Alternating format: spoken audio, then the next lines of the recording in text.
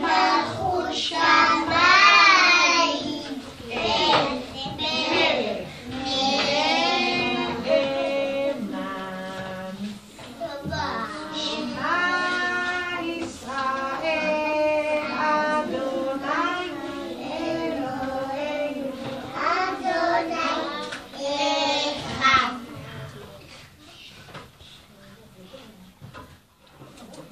ואהבת את אדוני אלוהיך בכל לבבך ובכל נפשך ובכל מאודיך, והיו הדברים האלה אשר אנוכי מצווך היום.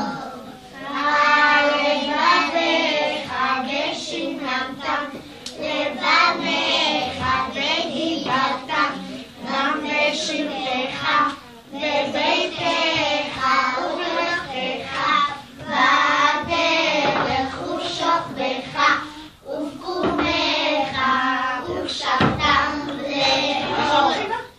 על ילדיך והיו לטוטפות בעיניך וספתם, על מזוזות ביתך ובמשכנך.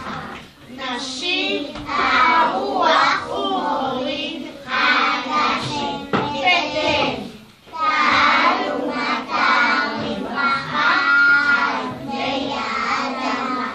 אבינו שבשמיים, ישראל לגואלו, ברך את מדינת ישראל, ראשית צמיחת גאולתנו.